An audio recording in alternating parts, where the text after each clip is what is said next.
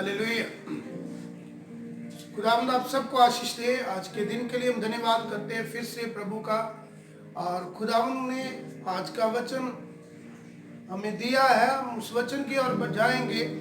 और पहला पत्रस उसका 4 अध्याय और उसके 7 वचन को हम पढ़ेंगे और खुदावंद की महिमा करेंगे। प्रभु आप सबको बड़ी बरकत दे। और आज का वचन आप सबके लिए एक आशीष का कारण ठहरे। और आइए हम इस वचन को ग्रहण करें और प्रभु की महिमा करें कि ताकि प्रभु का अनुग्रह और प्रभु की महिमा हम सबके जीवनों में बनी रहे और प्रभु हम सबको बड़ी बरकत दे। पहला पत्रस 4 अध्याय और हम उसके 7 वचन से लेकर 11 वचन तक प्रभु के कलाम से पढ़ेंगे। परमेश्वर के भले भंडारी सब बातों को अंत तुरंत होने वाला है, इसलिए संयमी होकर प्रार्थना के लिए सचेत रहो। सब में श्रेष्ठ बात यह है कि एक दूसरे से अधिक प्रेम रखो, क्योंकि प्रेम अनेक पापों को ढांक देता है। बिना कुड़कुड़ाए एक दूसरे का अतिथि सत्कार करो। जिसको जो वरदान मिला है वह उसे परमेश्वर के नाना प्रकार के अनुग्रह के भले भंडारियों के समान एक दूसरे की सेवा में लगाए। यदि कोई बोले तो ऐसा बोले मानो परमेश्वर का वचन है। यदि कोई सेवा करे तो उस शक्ति से करे जो परमेश्वर देता है, जिससे सब बातों में यीशु मसीह के द्वारा परमेश्वर की महिमा प्रकट हो। महिमा और साम्राज्य युगानुयुग उसी का है। आमीन। हालेलुया। खुदावंद आप सबको इस वचन के द्वारा आशीष दे। आज का जो वचन प्रभु ने हम सबको दिया है हम उसका धन्यवाद करते हैं। और कलाम में लिखा है यहाँ पहला पत्रस, परमेश्वर के भले भंडारी। परमेश्वर के भले भंडारियों के बारे यहाँ वचन में पत्रस के द्वारा ये वचन दिया गया। कलाम में लिखा है सब बातों का अंत तुरंत होने वाला है। यहाँ रुकेंगे, यहाँ कोमा दिया जाता है, वहां हम रुक कर चले। हालेलुया। प्रभु के वचन में लिखा है सब बातों का आगे अंत तुरंत होने वाला है। अंत तुरंत होने वाला है। क्यों? ये वचन खुदावंद ने दिया हमें। ऊपर लिखा है परमेश्वर के भले भंडारी, प्रभु के भले भंडारी। लेकिन यहाँ इस आयत में दिया गया सब बातों का अंत तुरंत होने वाला। हालेलुया। सब बातों का अंत तुरंत होने वाला। कौन सी बातें थी जो इस वचन में दी गई कि कौन कौन सी बातें ऐसी है इन बातों का वचन में लिखा अंत तुरंत होने वाला है। तुरंत का मतलब जल्दी ही उस काम के लिए परमेश्वर उस चीज को खत्म करने वाला है। आज वचन हमारे हाथों में है, हम वचन को पढ़ रहे हैं। आप ध्यान से वचन को ग्रहण करें, क्योंकि वचन ही हमारे जीवन के लिए बहुमूल्य है। वचन ही हमारे जीवन को बचाएगा। वचन ही हमारे जीवन में अद्भुत कार्य करेगा, क्योंकि आज हमारे पास ये जिंदा वचन है। और जब जिंदा वचन को हम ग्रहण करते हैं तो हम प्रभु से बहुत सारी आशीषें पाते हैं। और यहाँ लिखा है सब बातों का अंत तुरंत होने वाला है। कौन सी बातें? आगे पढ़ेंगे हम। इसलिए संयमी होकर प्रार्थना के लिए सचेत रहो। क्यों खुदावंद ने ये बात बोली? पहले कहा सब बातों का अंत निकट है, इसलिए संयम होकर प्रार्थना के लिए सचेत रहो। वचन में लिखा है, इसलिए आगे क्या लिखा है शब्द?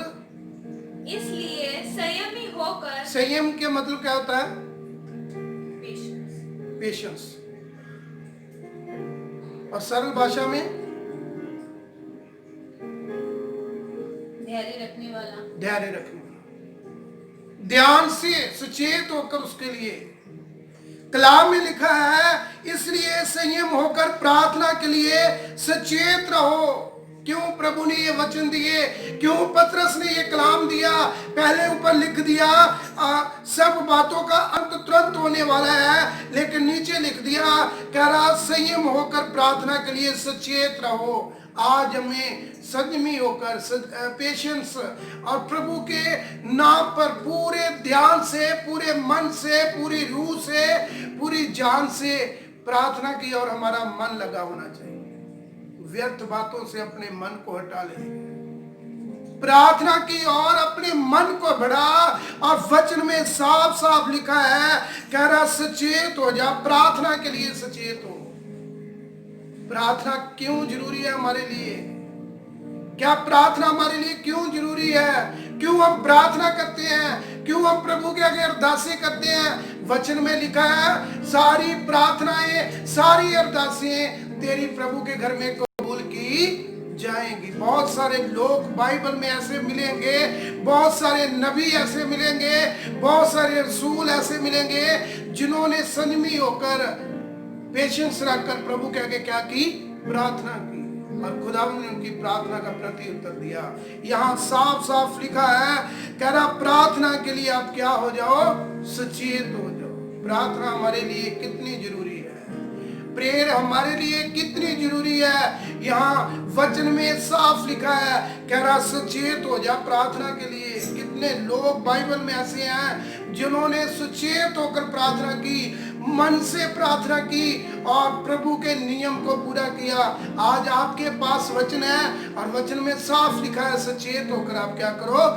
प्रार्थना के लिए सचेत हो जाओ, प्रार्थना के लिए सचेत रहो। आज हमें प्रार्थना के लिए सचेत रहना है, आज हमें प्रार्थना के लिए सचेत होना पड़ेगा। प्रार्थना हमारे लिए क्यों जरूरी है? क्यों प्रभु यीशु मसीह ने अपने चेलों को प्रार्थना सिखाई? क्यों प्रभु यीशु मसीह ने अपने चेलों को प्रेयर के लिए बोला? क्यों प्रभु यीशु मसीह सारे चेलों को इकट्ठा कर कर वहां प्रार्थना करते थे? क्यों लोगों के ऊपर प्रेयर करते थे? प्रार्थना हम सबके लिए बहुत जरूरी है और वचन में साफ लिखा है, प्रार्थना के लिए सचेत रहो। आगे, सब में श्रेष्ठ बात यह है कि एक दूसरे से अधिक प्रेम रखो। वचन में साफ साफ लिखा है, कह रहा सब में श्रेष्ठ बात यही है कि एक दूसरे से तुम क्या करो? अधिक प्रेम रखो। एक दूसरे से श्रेष्ठ बात कौन सी है?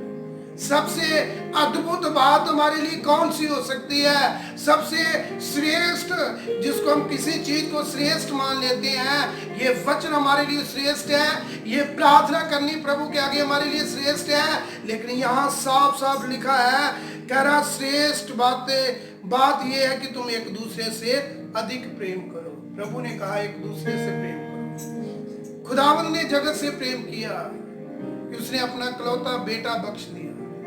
ऐसा प्रेम किसी इंसान ने संसार के साथ नहीं किया। इसलिए प्रभु के वचन में लिखा है, कह रहा एक दूसरे के लिए अधिक प्रेम रखो।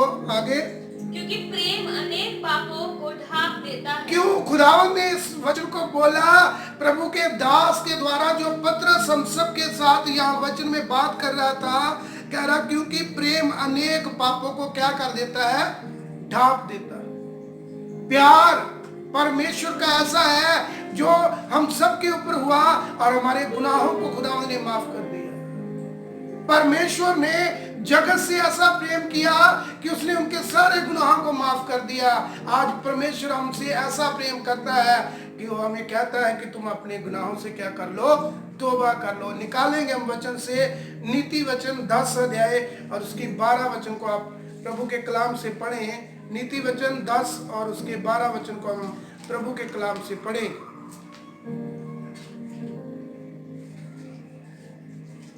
नीति वचन 10 अध्याय और उसकी 12 वचन पढ़े। बैर से तो झगड़े उत्पन्न होते हैं। कलाम में साफ साफ लिखा है, कह रहा बैर करने से क्या उत्पन्न होता है? झगड़ा उत्पन्न होता है। जब हम किसी से बैर करेंगे, जब हम किसी से बैर करेंगे तो उस चीज से क्या उत्पन्न होगा? झगड़ा उत्पन्न होगा।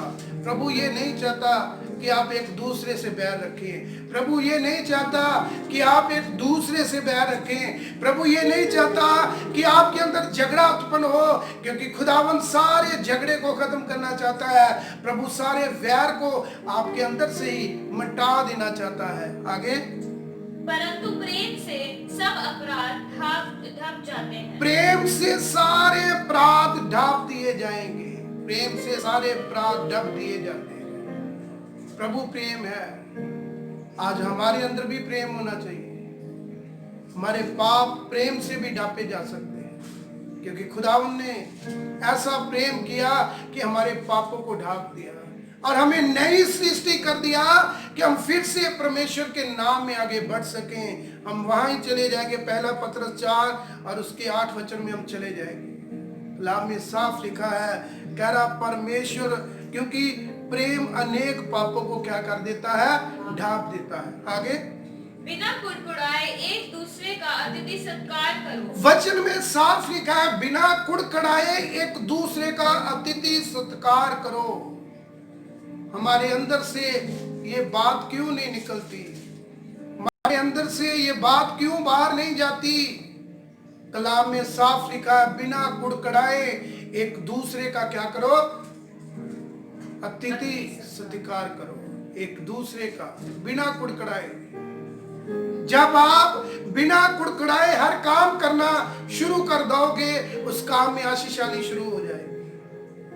बिना कुड़कुड़ाने से, बिना कुड़कुड़ाने आप वो काम, कोई भी काम करना शुरू कर दो, उस चीज में आशीष आएगी, उस चीज में प्रेम आएगा, उस चीज में बरकत आएगी। और वचन में भी साफ लिखा है, बिना कुड़कुड़ाए एक दूसरे का अतिथि सत्कार करो। हमें बिना कुड़कुड़ाए ही एक दूसरे का सत्कार करना है, बिना कुड़कुड़ाए ही एक दूसरे का अतिथि सत्कार करना है, ताकि प्रभु को महिमा मिले, हमें नहीं।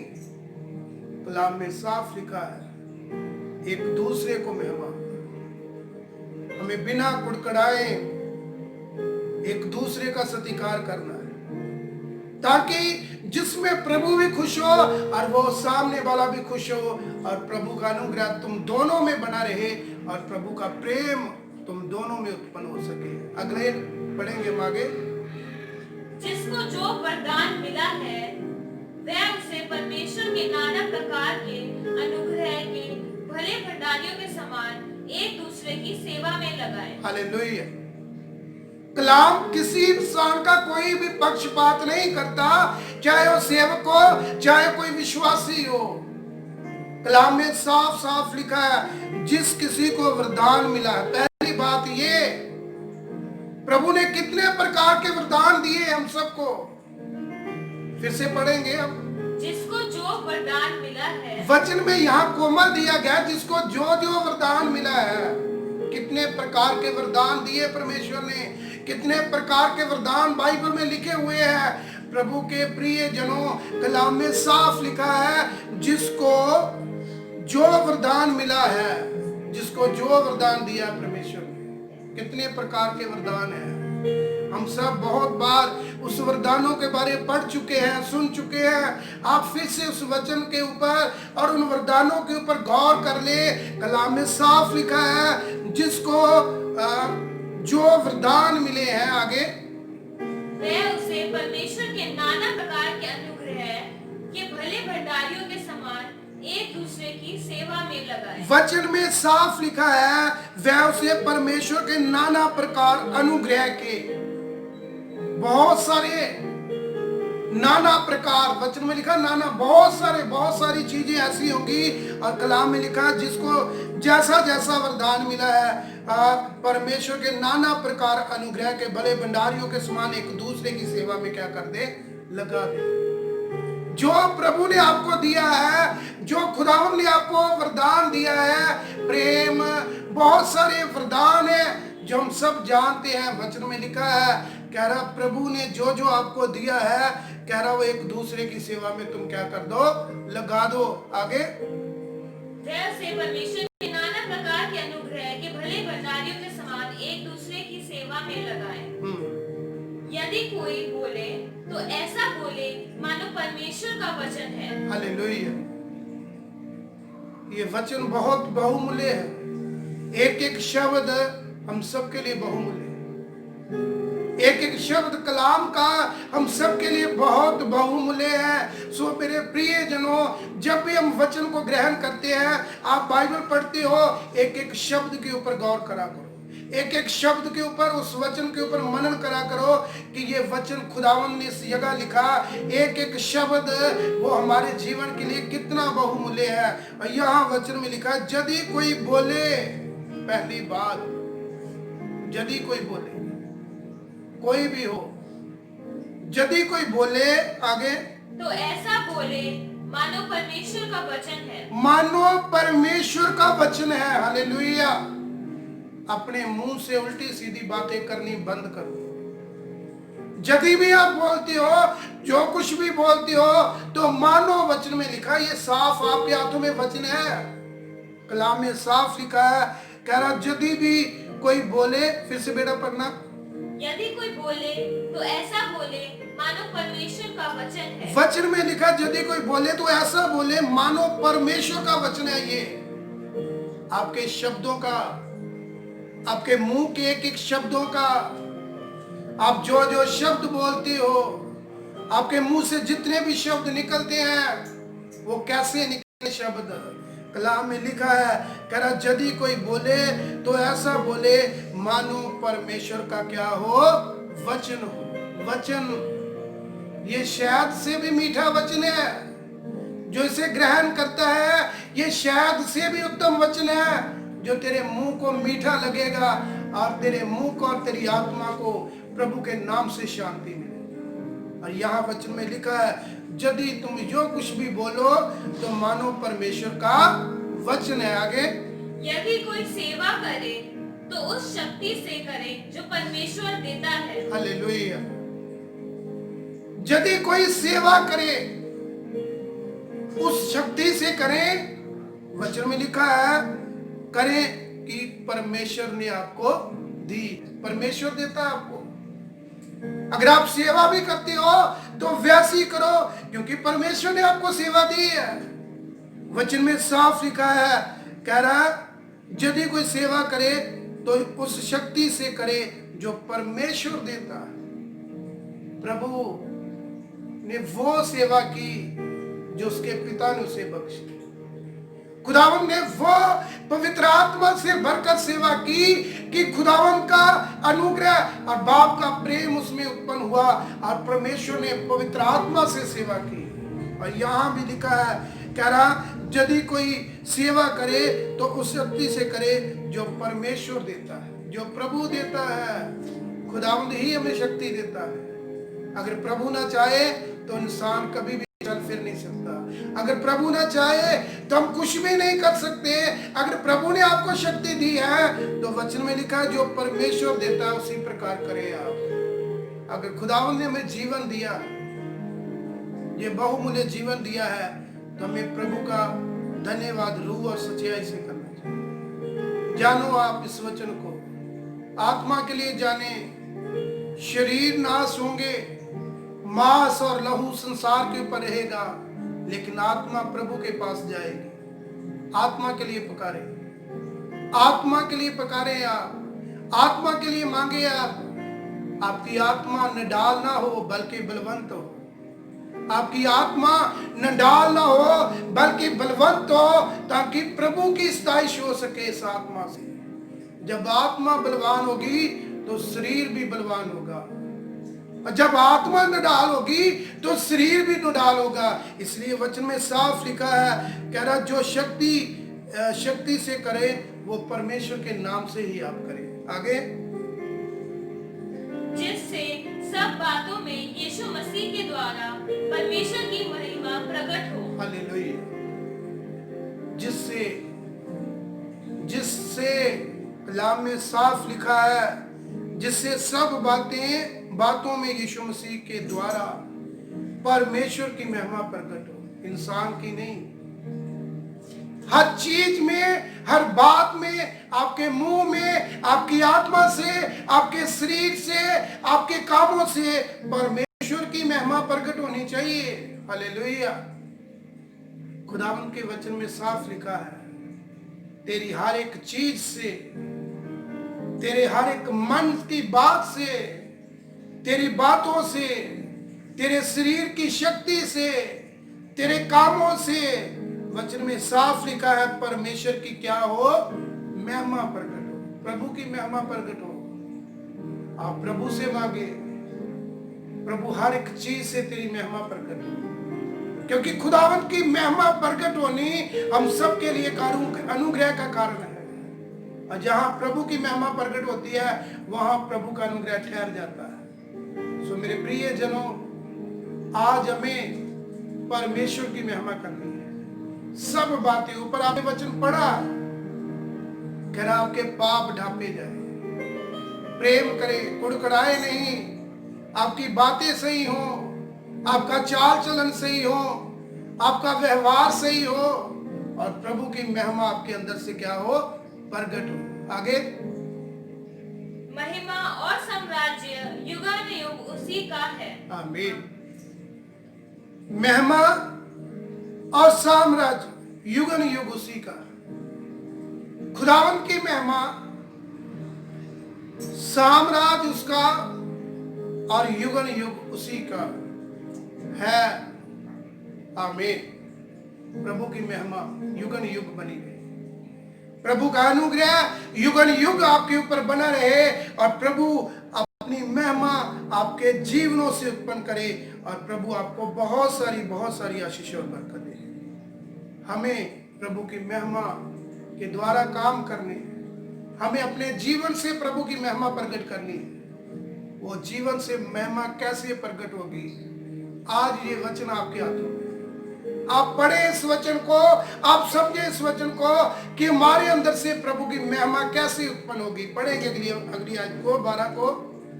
हे प्रियो, जो दुख रूपी अग्नि तुम्हारे परखने के लिए तुम पे भड़की है, इससे यह समझकर अचंभा न करो कि कोई अनोखी बात तुम पर बीत रही है। हालेलुया। एक एक शब्द, एक एक बोल यहाँ जो पतरस के द्वारा दिया गया, यहाँ कितनी आशीष इस वचन में हम सब के लिए प्रभु ने भर दी। ध्यान से सुने इस आयत को, ध्यान से पढ़े इस आयत को, ध्यान से समझे इस आयत को। कलाम में साफ लिखा, कह रहा, हे प्रियो, प्रभु कितने प्यार से हम सबको पुकारा। हे मेरे प्रिय, जो दुख रूपी अग्नि तुम्हारे परखने के लिए तुम पे भड़की है। वचन में साफ लिखा है, जो दुख रूपी अग्नि तुम्हारे परखने के लिए तुम्हारे ऊपर भड़की है। आगे, इससे यह समझकर अचंभा न करो कि कोई अनोखी बात तुम पर बीत रही है। हालेलुया। इससे इस बात को समझ लें, कोई परेशानी आती है आपके ऊपर, कोई बीमारी आ गई आपके ऊपर, आप प्रभु में चल रहे हो, आप परमेश्वर में बने हुए हो, अगर कोई परेशानी है, कोई बीमारी आ गई, कोई दुख आ गया, कोई परेशानी आ गई, वचन में लिखा है, कह रहा तुम्हारे परखने के लिए तुम में भड़की है। इससे ये समझकर अचंभा ना करो कि कोई अनोखी बात तुम पर बीत रही। आगे, पर जैसे जैसे मसीह के दुख में सहभागी होते हो, आनंद करो, जिससे उसकी महिमा के प्रकट होते समय भी तुम आनंदित और मग्न हो। हालेलुया। वचन में साफ लिखा है, कह रहा, पर जैसे जैसे मसीह में दुख के सहभागी होते हो तुम। अगर हम मसीहत में हैं, अगर हम प्रभु में चल रहे हैं, तो दुखों का सामना भी हमें करना पड़ेगा, परेशानियों का सामना भी करने पड़ेगा। और वचन में साफ साफ लिखा है, पर जैसे जैसे मसीह के दुखों से सहभागी होते हो, आनंद करो, आप प्रभु में बने रहो। आनंद करो प्रभु में आनंद करो, जिससे उसकी महिमा के प्रकट होते समय भी तुम आनंदित और मग्न हो जाओ। हालेलुया। आगे, फिर यदि मसीह के नाम के लिए तुम्हारी निंदा की जाती है, तो तुम धन्य हो। वचन में साफ लिखा है, अगर मसीह के लिए तुम्हारी निंदा हो रही है और तुम्हारे कोई भी प्रभु के लिए कोई बुरी बात आपके लिए हो रही है, तो वचन में लिखा है, कह रहा तुम धन्य हो। आगे, क्योंकि महिमा का आत्मा जो परमेश्वर का आत्मा है, यहाँ रुकेंगे हम वचन में, कह रहा तुम आनंदित हो क्योंकि महिमा का आत्मा, वचन में लिखा है महिमा का आत्मा, महिमा का आत्मा कहां से मिलेगा हमें? महिमा का आत्मा है कौन? कलाम में लिखा, साफ वचन में लिखा, कह रहा क्योंकि महिमा का आत्मा जो परमेश्वर का आत्मा है, जो प्रभु का आत्मा है, जो खुदावंद है। वचन में लिखा महिमा का आत्मा जो तेरे अंदर उत्पन्न होगा। प्रभु की महिमा तेरे अंदर उत्पन्न होगी और उसे कोई भी इंसान रोक नहीं सकेगा। महिमा का आत्मा जो परमेश्वर का आत्मा है। आगे, तुम पर छाया करता है। वचन में साफ लिखा है महिमा का आत्मा, परमेश्वर का आत्मा तुझ पर क्या करेगा? छाया करता रहेगा, वो छाया करता है। आगे, तुम में से कोई व्यक्ति हत्यारा या चोर या कुकर्मी होने या पराये काम के में हाथ डालने के कारण दुख न पाए, पर यदि मसीह होने के कारण दुख पाए तो लज्जित न हो, पर इस बात के लिए परमेश्वर की महिमा करे। आमीन। कलाम में साफ लिखा है यहाँ वचन में, तुम में कोई व्यक्ति हत्यारा या चोरी करने वाला, चाहे कुकर्मी हो, या पराये काम में हाथ डालने के कारण दुख ना पाए, वो इन सारी बातों करने के लिए भी दुख ना पाए, तो वचन में लिखा है पर यदि मसीह होने के कारण तुम दुख पाओ। वो इंसान सारे गलत काम कर रहा है, कलाम में लिखा है ना, वो सारे गलत काम कर रहा है। कह रहा हत्या भी कर रहा है, वो चोरी भी कर रहा है, कुकर्म भी करता है, जब पराये काम में हाथ भी डालने के कारण वो दुख ना पाए। वो दुख नहीं पाया उसने, लेकिन कलाम में 16 आयत में लिखा है पर यदि मसीह होने के कारण तुम दुख पाओ। मसीह के कारण तुम क्या पाओ? दुख पाए। तो लज्जित न हो, तो शर्मिंदगी की बात ना समझना, तू लज्जित की बात ना समझ उस बात को कि तू मसीह में होकर दुख पा रहा है, तू प्रभु में होकर दुख पा रहा है। वचन में लिखा तू उस बात के लिए लज्जित ना हो। आगे, पर इस बात के लिए परमेश्वर की महिमा कर। इस बात के लिए तू परमेश्वर की महिमा कर। अय्यूब ने महिमा की प्रभु की, उसकी वाइफ, उसके दोस्त, उसके मित्र ये बोल रहे थे तू प्रभु में है, लेकिन प्रभु तेरी प्रार्थना को सुनना नहीं रहा, और उसने इस बात को लज्जित बात नहीं समझा।